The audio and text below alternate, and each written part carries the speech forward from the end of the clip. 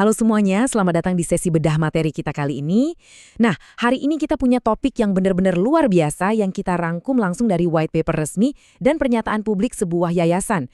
Kita bakal ngupas tuntas transisi masif dari platform yang awalnya cuma sekedar aplikasi penambangan gratis, sekarang berevolusi jadi ekosistem aset digital dunia nyata yang super tangguh, yaitu Interlink. Yuk kita pelajari ini lebih dalam, karena apa yang lagi dibangun di belakang layar ini benar-benar luar biasa dan bisa mengubah permainan. Kita langsung masuk aja ke berita terbesarnya nih. Ini bukan lagi sekedar rencana di atas kertas loh. Tepat pada minggu ini, berdasarkan rilis resmi terbaru, seluruh tim insinyur dan peneliti di yayasan tersebut lagi kerja keras untuk meluncurkan setiap modul inti dari infrastruktur private mainnet mereka. Kita literally lagi nyaksiin langsung transisi dari teori ke eksekusi nyata. Dan ini pastinya jadi momen yang super krusial buat siapa aja yang ngikutin perkembangan ekosistem ini. Jadi, buat meluruskan berbagai info dan sumber materi yang ada, agenda kita hari ini bakal fokus ke 4 poin utama. Pertama, idealisme bersama. Kedua, realitas pendanaan. Ketiga, tanya jawab komunitas. Dan keempat, teknologi generasi berikutnya. Kita mulai dari bagian pertama, kekuatan idealisme bersama, menyatukan orang asing. Pernah kepikiran nggak sih gimana caranya menyatukan jutaan orang yang latar belakangnya beda-beda? Berdasarkan dokumen fundamental Interlink, prinsip struktural mereka ini ternyata terinspirasi dari model yang membangun Amerika Serikat. Tentu aja ini bukan soal politik ya, tapi tentang filosofinya. Ada kutipan brilian dari George Washington nih. Idealisme dapat menyatukan orang-orang yang sama sekali tidak saling kenal. Keluhan individu pasti selalu ada lah, tapi ketika kita memilih untuk berpegang pada idealisme bersama, masalah-masalah kecil itu bakal memudar, demi membangun sesuatu yang masif dan tanpa batas. Poin krusialnya ada di kutipan chairman mereka yang satu ini. Tujuannya sangat jelas, buat mendemokratisasi kepemilikan aset digital tanpa ada lagi tuh yang namanya hambatan kewarganegaraan, finansial, atau kurangnya pengetahuan.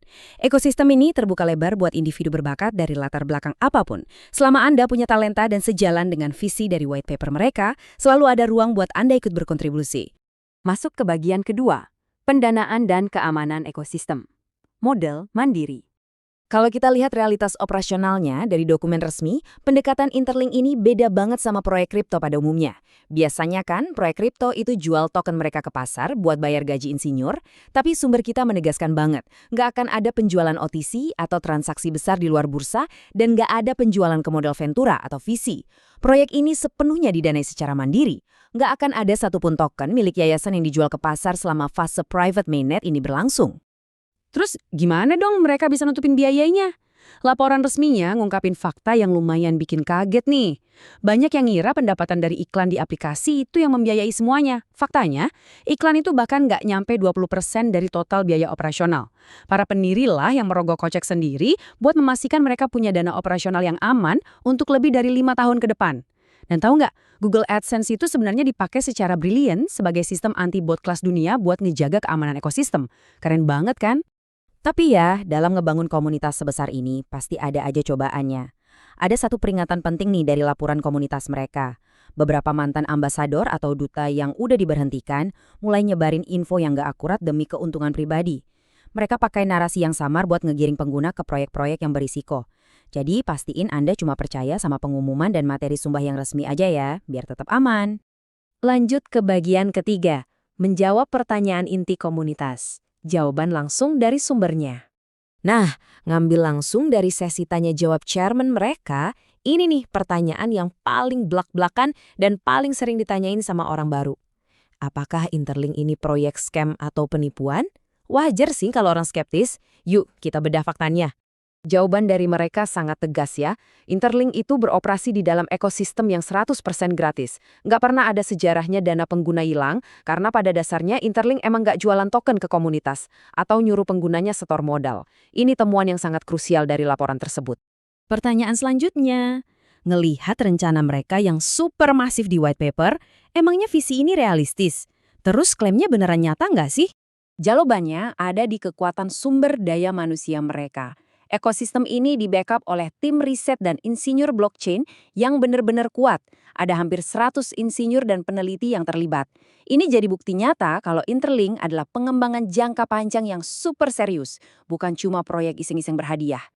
Kalau mau nyari bukti validitas yang udah terverifikasi publik, rekam jejak mereka udah bicara sendiri.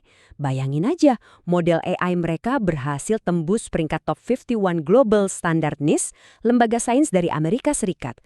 Belum lagi, mereka juga dapat investasi utama dari Google, diundang wawancara langsung di Bursa Saham New York, dan yayasannya terdaftar resmi secara hukum di AS dan Hong Kong. Oke, sekarang kita bahas hal yang mungkin bikin banyak orang gregetan. Pihak yayasan udah ngasih jawaban langsung soal ini. Kenapa sih proses KYC-nya lambat banget? Apa verifikasi ini sengaja ditunda-tunda? Ternyata penundaan itu bukan akal-akalan, melainkan akibat dari kepatuhan keamanan yang super ketat. Ini diukur pakai metrik keamanan sistem level tinggi kayak ACS dan HCS.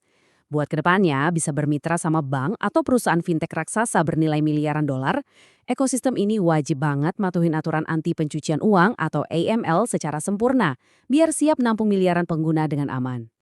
Lalu pertanyaan pamungkas dari sesi tanya jawab tersebut. Sebenarnya, apa sih nilai dari token yang udah capek-capek ditambang sama pengguna selama ini? Kalau kita cek white papernya, aturan ini didesain buat kegunaan jangka panjang. Gila sih, tim inti sama sekali nggak dapat jatah token di private mainnet, dan token mereka bakal dikunci selama bertahun-tahun setelah open mainnet. Token ini punya fungsi beneran di dalam ekosistem, mulai dari buat bayar biaya gas pemrosesan transaksi, staking sebagai syarat jadi validator, sampai buat pembayaran bisnis di dunia nyata. Bagian keempat, dan yang terakhir, teknologi inti generasi berikutnya, membangun infrastruktur masa depan. Disinilah hasil keringat para insinyur dari semua dokumen teknis yang kita bahas tadi. Coba deh kita intip tumpukan teknologi mereka. Mereka nggak cuma bikin infrastruktur standar NIST yang tahan dari serangan komputer kuantum masa depan, tapi juga mastiin jeda finalitas yang sangat rendah biar transaksi bisa instan. Dan yang paling revolusioner nih, ada protokol aset digital berbasis transaksi yang lagi diproses patennya, yang bakal memungkinkan para pelaku bisnis melakukan tokenisasi dan ngebuka jalan buat pembayaran di dunia nyata pakai stablecoin dan token interlink.